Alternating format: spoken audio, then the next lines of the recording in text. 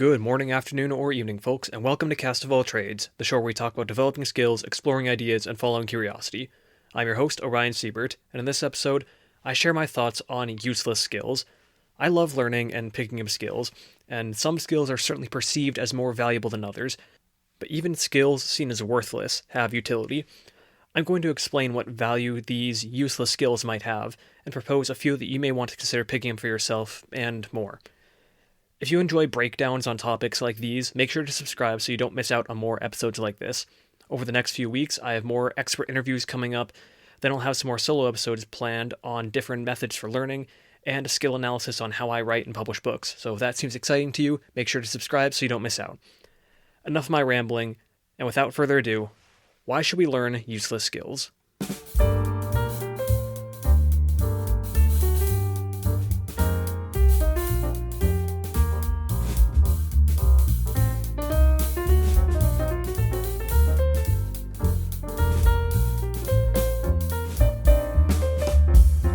Before we can talk about useless skills and why you might want to learn them, it's important to talk about what useless skills are, or what I mean by that when I say useless skills. There are a couple types of skills I'm going to talk about. There's going to be hobby-based skills, things like art, music, sports, gaming. There's things that many people would consider time wasters or time fillers, those being shows, books, or just consuming content in general. And then there's quote-unquote non-productive skills, and that's anything else that doesn't fall into the categories of hobby or time wasters / time fillers, that doesn't provide any obvious tangible value. And of course, before we really dive into useless skills and this big topic, under the right circumstances, any of these skills could be more obviously useful. For example, if you're an artist and you go into graphic design, obviously art skills are going to be helpful. Obviously they're going to be useful. If you have art skills and you're going to marketing, into anything that has visual elements to it, your art skills are going to be helpful with that, of course. And even stuff like watching shows and reading books. All the shows that you watch suddenly become very much more useful and much more helpful in a 90s TV trivia night. So that's not what I'm talking about when I say why you should learn useless skills, or the value behind useless skills. What I'm talking about is a bit different. There's a number of things I will talk about when it comes to some of the perks of learning useless skills. But before that, I want to talk about some of the dangers of only focusing on productive / useful skills, because there is some, in my mind, there is some risk to that. There is something behind just purely focusing on pure efficiency over everything else. What are some of the things that come to mind when you think of someone who is pure efficient? You think, oh, this person's a robot. They're an emotionless, heartless creature that just works and is a cog in their machine. And the best way that you can describe that is when you encounter someone where work is their personality. They show up at the bar, they show up at the dinner table, and all they can talk about is their accounting job, because that is their life. It's sad. They focus so much on productivity and these useful skills that they have, useful in the sense of economic productivity and economic use, but it totally damages and neglects their emotional skills, or their just intellectual, social skills.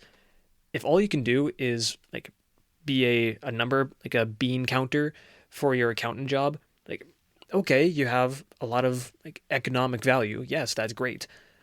But also, if your work becomes your personality and that's the only skills you really have, then what kind of life are you living? Are you living to work, or are you working to live? And that doesn't seem to me, that doesn't seem like an ideal lifestyle. So when you only focus on productive skills or useful skills, there is a higher likelihood that I've seen of people just inhabiting those skills and saying, yes, this is my personality now. My job is my personality. These value-driven skills are my personality. And it's not just people who work normal jobs. This is also entrepreneurs, and I probably fall victim to this to some extent as well, where my life and my personality is heavily dictated by the projects I'm actively working on, where at any given point in time, I'll suddenly be all about video game development, or I'll be all about woodworking and music and making musical instruments. And well, cohesively, it adds up to make a interesting personality overall. Individually, in those short bursts, it can be very irritating for some people, I bet, when all I talk about is, yeah, there's this cool project I'm working on that no one else cares about. So, anyways, back to this dangers of only focusing on productive slash useful skills. If you only focus on these things, there is a high likelihood that your work or these skills will become your personality. Another danger of these purely productive, useful skills is perhaps you're missing opportunities for personal growth and fulfillment. Again, going back to that work as your personality, if you're only focusing on these productive, useful skills, there's another aspect of life that you're just missing out on because you aren't a robot. You aren't meant to be just trying to produce the most economic value possible. Or perhaps you are. Maybe you decided that's your calling. I would probably disagree with you, but to each their own. Most people, I would say, their calling is not to produce as much economic value as possible, and instead to be a human being where you're going out, you're doing things, you're trying to experiment and really go out and experience life more. If you're just focused on purely productive skills, you're also missing out on the relaxation side of life. You're missing out on the pleasures of certain aspects of life that you may not get by just focusing on these productive, like value producing skills only. Another example of this, another risk or danger of only focusing on productive slash useful skills is that they're likely crushing your creativity and innovation. You might think, no, that doesn't make any sense. If you're focusing on productivity and useful skills, shouldn't that boost your creativity or shouldn't that boost your innovation? Where if you're trying to invent something new or you're trying to bring a new product to market, that seems like it would be a great thing to have, that you'd be focused so much on these useful, productive skills. I would argue otherwise. It's ironic that I'm kind of talking about this because I identify as a workaholic, and the key difference between what I do, between my work and someone who's maybe focused just on productive, useful skills, is that I also try to bring my work, I try to also encompass useless skills, or I try to include doing useless slash non-productive things in my schedule because I understand how they can help me out so much, how these useless skills can contribute more to my creativity where I may draw connections between other places. But I'll dig into some of the perks of these useless skills in a moment.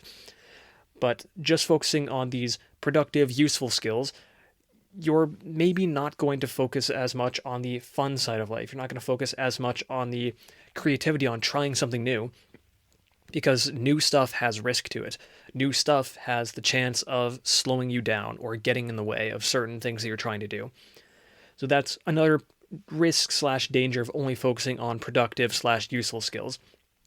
The last big thing I really want to touch on as a danger of this is there is a higher risk of burnout, like mental burnout, physical burnout. If you are just focused on pure productivity, again, human beings are not robots. If I remember correctly, there was a study I read quite some time ago that a stats professor introduced to me, and I want to say it was something along the lines of human beings tend to crumble mentally after or beyond 30% productivity at work, where it turns out people are not very productive at work, surprisingly, where the actual amount of work, if you were to condense it into like the minute by minute, second by second amount of time they're actually spent working, maybe amounts to about 20 to 30% of the time, which, for employers isn't ideal. But if they push their employees beyond that 20 to 30% threshold, they tend to mentally break down or tend to burn out much faster. So there really is utility in stopping and not wholeheartedly pursuing, well, how do I rephrase this? Taking a break and not always wholeheartedly following these productive, useful skills. Instead, being able to take a step back and say, all right, maybe I need to take a break. Maybe I need to go do something else for a bit. Maybe I need to do something that isn't so serious after a while. And that's where useless skills come in. Useless skills are absolutely wonderful when it's time to take a break. So what are some perks? What are some other perks of useless skills? Well, there were a couple that came to mind for me, so I want to just go through that list and talk about more in depth of what that might look like.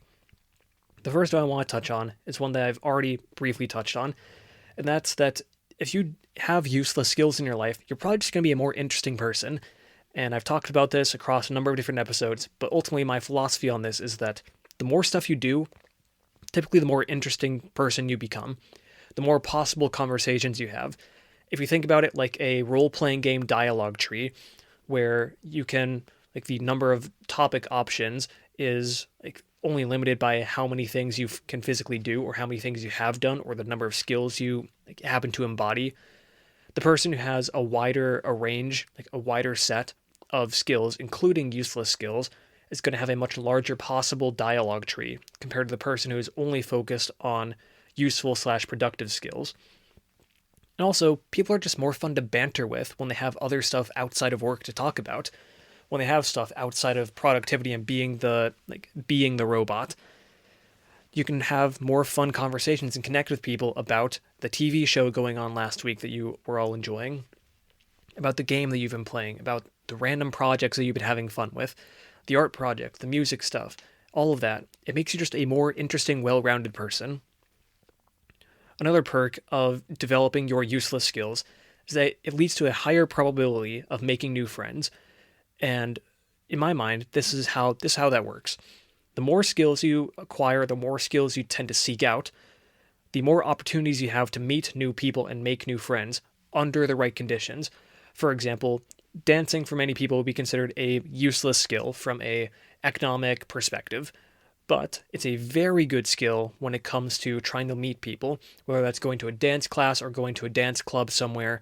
If you can dance, you're going to fit in with the crowd. You're going to meet people. You're going to be able to experience this whole new world that you might not have been able to join before. And not only that, you're going to make friends with these people because you have something in common.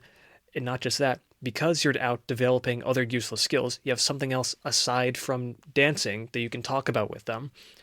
So with the right skills and with the right situations, these useless skills can be a great boon for you if you're going to be trying to go out and make new friends. Because, again, no one around the water cooler wants to hear you just talk about work. If you're only talking about work when you're at work, when you're away from work, your life is work, and it probably kind of sucks. So if you can make your life more than just work, congratulations. You've expanded your social circle as well. Another perk to useless skills, and one that I have personally seen in my life so much, is that they've helped me develop self-confidence and mastery through skills of my choice. Yes, you can definitely gain a sense of self-confidence and mastery through developing productive skills, through developing useful skills. The accountant probably feels a great sense of self-confidence and mastery in his craft as an accountant, but it might not carry over to other places. For me, it's this idea of the more skills I can collect, it builds my undeniable stack of proof that I can accomplish things, that I can do new things. A great example of this is when, going back a couple years to when I really started this jack of all trades journey of mine, when I started woodworking. My woodworking skills, many people would consider it like, yes, it's a cool hobby, but it's probably a useless skill. Especially since it's very hyper niche, since my woodworking skills were mostly in making musical instruments when I started off. And thinking about that, it's like, wow, that's a cool thing that you can do, but what does it really do for you outside of, okay, you can make some cool things? When I finished that first musical instrument, when I walked away from that electric violin that I made, it may have looked like a piece of garbage, but looking at it, I knew to myself, I did that. That was awesome. And I felt so excited. And there was something about it that told me, well, if I can do this, what else can I do? Now it excited me so much to say, I did that thing that people never considered like possible. Like this people around me or the group around me, no one ever even considered like, hey, this is a thing that we could do, because it just never crossed people's minds. But the second I did it, I realized personally, well, I did this cool thing that just never seemed possible to most people. And when I talk about it with people, a lot of people say, wow, how did you do that? Or I could never do something like that. But in reality, in my mind, most people can do stuff like this. Most people can do almost anything that I can do. The average person could definitely learn how to make musical instruments, could definitely write a book, could make silver jewelry. They could do all of it. They just don't want to put in the work to do it. So from doing these useless skills, from building this undeniable stack of proof that I can do cool things, it gave me interesting sense of self-confidence that I could pursue other skills that were more like immense or just different. I went from knowing nothing to making a functional musical instrument in the span of 6 months. Like, wow, that's cool. And I did it part-time in a basement and like had very little help along the way. Did I have help? Yes, but I taught myself how to do it. And that was a awesome boost of self-confidence that helped me down the line with so many other projects that have led to other opportunities. Not just like hobby-based projects, but professional-based projects. I can easily attribute that musical instrument, that first electric violin that I made, to other professional things that have come down the line. For example, I can easily attribute that to being able to join research projects at university, where I know if I did not make that musical instrument, I would have not have made a bunch of other projects. I would not have done a bunch of other projects down the line, which would not have led to my book, which if I did not write that book, I would not have joined the research team. And there we go. Like that undeniable trail of self-confidence and things I was able to do because I made that first one helped me out so much in the long run. So, all that to say, useless skills can be a great way to develop self-confidence and mastery through skills of your choice. It doesn't just have to be woodworking. It doesn't just have to be art. It doesn't just have to be music. It just has to be something that you choose and you say, I want to do this thing. And then once you do that thing, you realize, if I can do that, what else can I do? So that's developing self-confidence and mastery through skills of your choice. Another perk of useless skills I think is great is it helps you develop your creativity. Many of the greatest inventions stem from seemingly useless places. And as I've said many times in many different ways, innovation occurs at the cross-section of at least two seemingly unrelated ideas. Many of our best ideas come to us when we're sitting in the shower, thinking, and just having our mind wander off and doing other things. The same thing happens when we're off doing useless skills. When we're off on a walk somewhere listening to music, we suddenly have a stroke of inspiration hit us. We say, oh, that's how I can solve that problem. Or maybe, for example, for me, I liked to have a couple projects like being balanced all at the same time. What that would mean is that when I would have a problem with one project, I could rotate to another one. When I was working on that other project, I would suddenly have a piece of inspiration flash in my mind. I would say, oh, that's how I can solve this problem that I was having with project 1. Or this is how I can solve the problem I was having with project 3. And by rotating between these different projects, I was able to connect various ideas and to really develop my creativity to say, oh, I solved a similar problem on this previous project, on this previous useless skill that I never even considered before. That stuff that I learned there, I can use that to help me solve this problem here. And it's so much more than that. A great example of like useless skills or debatably useless skills like heavily impacting the world would be how calligraphy played a massive hand in the creation of Apple products. Steve Jobs was fascinated by calligraphy, and ask anyone, I don't know of anyone who says calligraphy is a quote unquote useful skill. They might say it's a great hobby, they might say it's a wonderful thing to enjoy, but I don't know if anyone would say it's a quote unquote useful skill. And yet, it was a great inspiration for Steve Jobs and his design theory behind Apple, where he wanted to create something that was elegant, that was seamless, that would work well for their products. And ultimately, he created something wonderful. I may not be a fan of Apple products personally, but I can see why people are drawn to them. I can understand why they do so well. And part of that heavily lies in this calligraphy aspect that really spawned Apple into what it was. These useless skills can very much develop your creativity, helping you learn and think and work in a different way that may not have happened otherwise. Another perk of useless skills is that it improves your ability to learn. Going back a bit to that developing self-confidence, this sort of stems off of that, where the more you learn, no matter the skill, it becomes easier for you to learn other skills down the line. And it has more opportunities for connection, like I mentioned earlier, where when I was working on multiple projects at the same time, I would rotate between projects because I would encounter problems. I would work on a different project. I would have an idea come to me and I would say, oh, I can solve this other project in this way. Maybe that's through a random connection that I made from other projects I'd done in the past or other useless skills I developed in the past, or it was just a new stroke of inspiration. But by working on multiple skills, by working on these quote unquote useless skills, it helped me develop other skills down the line. I learned how to learn by learning stuff. You learn a new skill by doing it, and learning is no different. Wow, that was a tongue twister, and I hope it came out right. But to sum it up again in one sort of clean sentence, when you learn, no matter what it is that you're learning, no matter what skill, useful or useless, it teaches your brain how you learn and how to better learn different skills. So it'll be easier for you to learn other opportunities and other skills down the line. As I was working on my first musical instruments, as I was working on my violin, I taught myself how to learn because I spent the first 3 months studying everything I could about violins. And I spent the next 3 months working on it and working on the physical body of it, creating the instrument itself.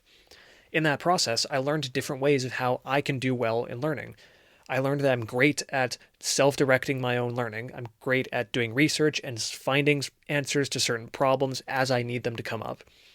And that as I spent a bunch of time learning, but trying to prepare beforehand, a lot of that time was actually kind of wasted, where it would have been better for me to just say, I'm going to do this thing. I'll spend maybe 1 week at most researching and planning and getting a rough idea of where do I want to start. And then it would have been better for me to just dive into it right there, because I'm better at coming up with solutions on the fly. Yes, I can plan things out and create better solutions sometimes if I take the time beforehand to do a hell of a lot of research and try to prepare as much as I physically can. But I learned also that sometimes you just need to be able to adjust on the fly. And I learned that from that whole process of creating my first projects. And it was due to that I was able to learn other projects down the line. I was able to experiment more. I was able to learn how to learn.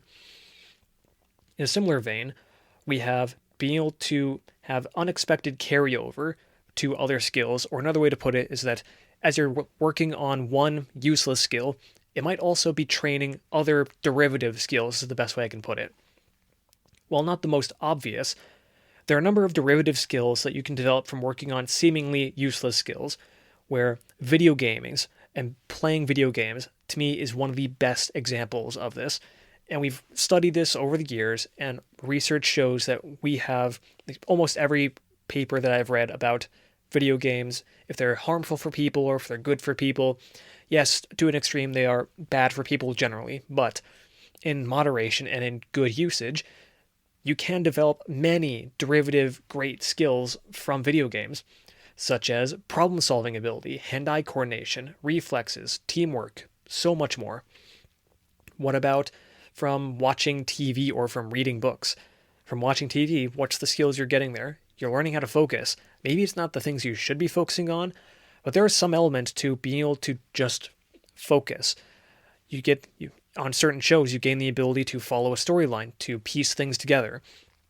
It all varies depending on what sort of useless skills you're working on, whether you deem it a skill or not. But ultimately, you are going to get some sort of derivative skills from everything that you're doing. That's just another example of things that you can get, perks from useless skills. Last, but certainly not least, is fun and relaxation, or better yet, referring to it as energy in, energy out. I've talked a lot about useless skills and some of the interesting perks you can get from it, but if anything else, this should be the one solid nail in the coffin that says, okay, maybe I should learn more useless skills. Maybe I should pursue them more. It's all about this concept of energy in, energy out. Useless skills can be a great way for us to recharge mentally or physically so that you can go out and work on the useful skills later. Say the productive, useful things, they burn you out, they drain you. That's what happens with most people. Most people aren't excited to get up and go to work every single day. They don't want to go and sit at their day job for 8 to 10 hours just doing God knows what. They don't really want to do that, and it's energy draining. Almost every piece of quote-unquote productive / useful work or useful skills will drain you to some extent. So that's what these useless skills are often great for. the fun and relaxation that you can get from these useless skills is great for you to bring energy back in, to refill you, to make you feel great so you can go out and do other stuff again. There's something behind just being able to relax for a while. And while I'm definitely a workaholic, I do also have time built in for me to relax. I love anime, and I have it built into my schedule almost every day to take an anime break of sorts, where I work on stuff for a while, then I take a break to watch a couple shows, and I get back to working, take a break to watch a couple shows. And it's great. I love it. I can get more done that way, usually. Not just that, but if you never take time to rest and relax, guess what? You're going to burn yourself out. Like 99.9% of people can't just work day in, day in, day out without a day of rest, without time to kick back and relax or do something fun for a change. If you never relax, then again, going back to the good old saying, do you live to work or do you work to live? If you're spending every single day just on the job, working, just focusing on productive skills, focusing on pure economic value over everything else, then what are you doing? You're no better than, like, you are trying to turn yourself into a robot. You're trying to become a cog in the assembly line, and that might work for some people, but it's not the most ideal lifestyle, I would guess, for most people. Maybe some people enjoy it. I think they're crazy, but to each their own. Finally, fun and play are some of the best tools for inspiring people to have new ideas. I touched on this earlier with developing your creativity, but if you don't take time to just have fun and relax, some of the problems that you're facing with your big, productive, useful skills, you're not gonna be able to solve those problems nearly as easily. When your brain is stressed, it goes into fight or flight, and it's not great at solving problems in that situation. It usually says either run from it or try to punch the thing. That usually doesn't work. If you're angry at your boss because he's giving you a new task, you probably don't want to run from it. You probably also don't want to punch him in the face. Well, maybe you do, but maybe it won't have the desired result that you would like. If you can take some time to relax, take some time to just kick back, not even think about it or not even worry about it, there's a good chance your brain will come up with a solution. And if not in the moment, then at least your brain will be cleared up enough where you can slowly but surely work on solving the problem. With all that said about some of the perks of developing and working on your useless skills, what would be some useless skills I would personally recommend? And I'll say this again, not everyone would consider these to be quote unquote useless. And there are certainly some situations where I found some use in these skills and found them to be useful, but they are almost always unintended consequences and unintended benefits of just learning these skills. First and foremost is learning a musical instrument. There's a reason people love music. There's a reason people love learning musical instruments, and that there's fun in that. There's fun and fascination in knowing that you can sit down and create something beautiful that people can listen to, that you can listen to, and you don't have to learn how to write your own music, but there's something about being able to replay your own favorite songs or replay songs from your favorite bands or your favorite mediums. There's something to that says, I can relax. This feels comfortable. And it's hard for me to exactly put a pin on why that is.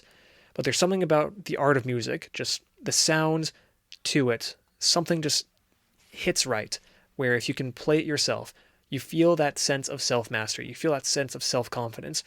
You've spent a ton of time working on these skills, working on developing your hand-eye coordination to play all the notes right, working on it over and over and over again, be able to drill these notes, be able to drill these patterns down, until eventually you can play that piece flawlessly. It feels so satisfying.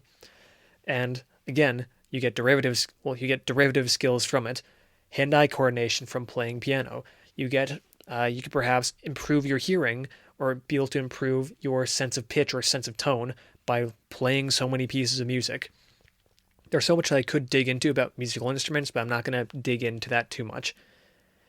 Not only that, but thanks to my ability to play piano and having learned for over 15 years, it's been amazing to me what sorts of abilities I've been able to gain from that, or what sorts of opportunities I've been able to take away from being able to play piano. I was able to play piano at various wedding receptions. I was able to play for religious services or play in other situations where they needed a pianist right then and there, and I happened to be available. It was a cool opportunity. I was able to gain so much from it. So, pushing musical instruments to the side, what else is there? Another one that I would recommend, and definitely this is a personal recommendation that maybe not everyone cares about, and maybe not everyone wants to follow, but I love it so much that I have to include it, and that's craftsmanship/art skills. Being able to take raw materials and turn them into something amazing.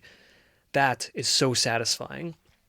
Not only that, but you gain the ability to work with your hands. That's an interesting derivative skill from these craftsmanship and artist styled skills, whether that's painting, sculpting, woodworking, stuff like that. Anything where you're working with your hands or working with some materials to create something new. That's so satisfying. Maybe you're creating something to bring to a farmer's market and sell it there, or maybe you're just painting a picture that you want to hang up in your house. But being able to make something beautiful to look at is great.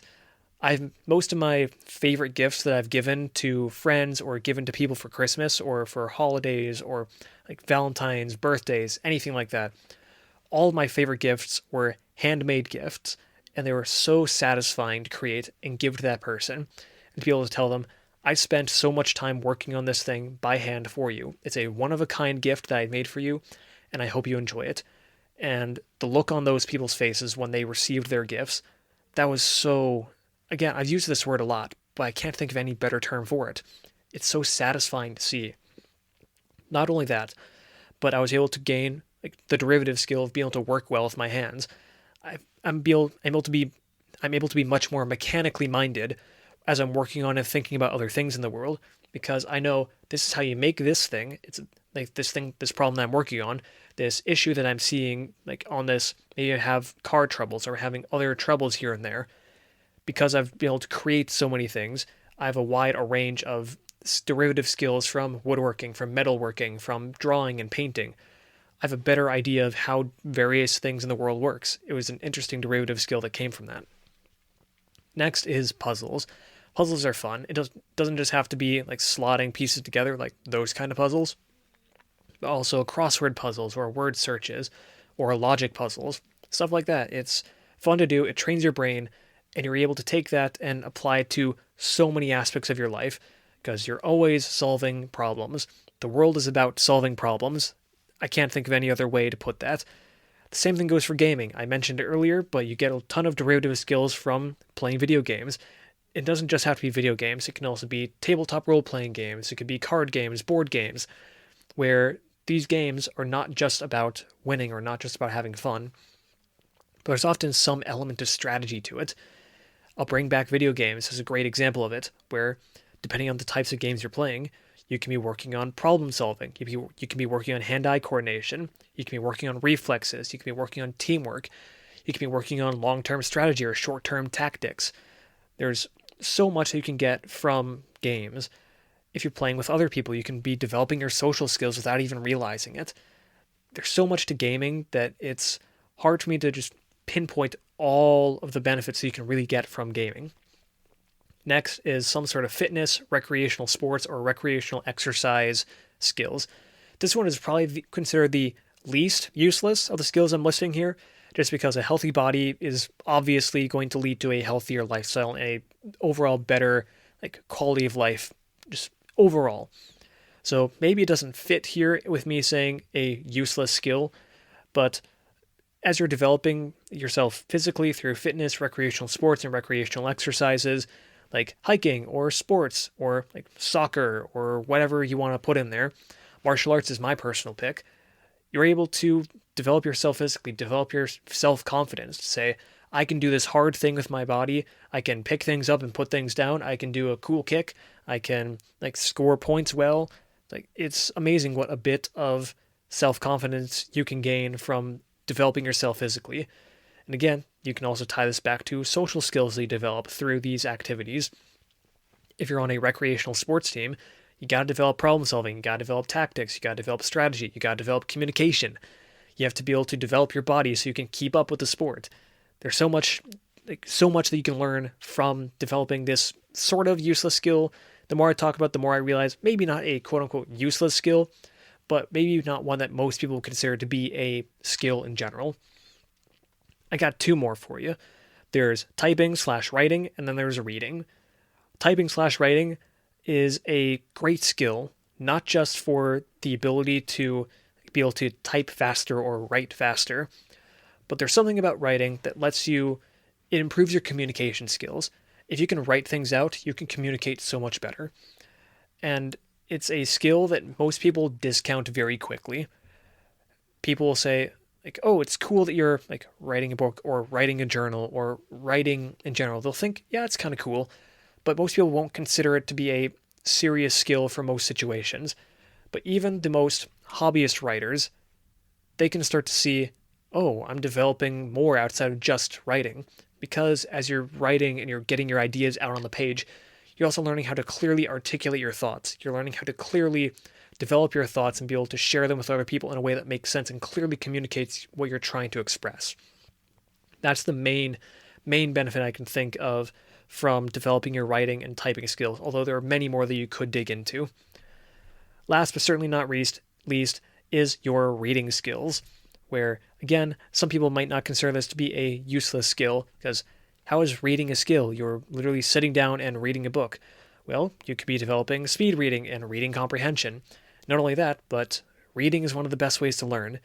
You can read so many books, and you're not just learning from nonfiction, you're also learning from fiction or from mysteries, from all sorts of books, from children's books to young adult fiction to mature audiences. It doesn't matter.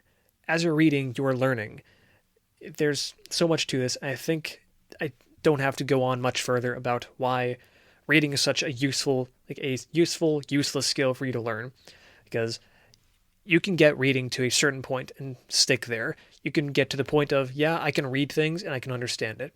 Or you can keep going. You can develop your reading skills more, where you might be able to parse out slighter nuances in certain things, derive more information from the same text that someone else might read and say, yeah, that was a good story, where you might be able to pull out interesting themes, or be able to pull out cool analogies, or be able to take these ideas that you've read and, again, communicate them in a way that makes so much sense, that articulates your thoughts, that articulates your emotions, where people will say, that person is very well read.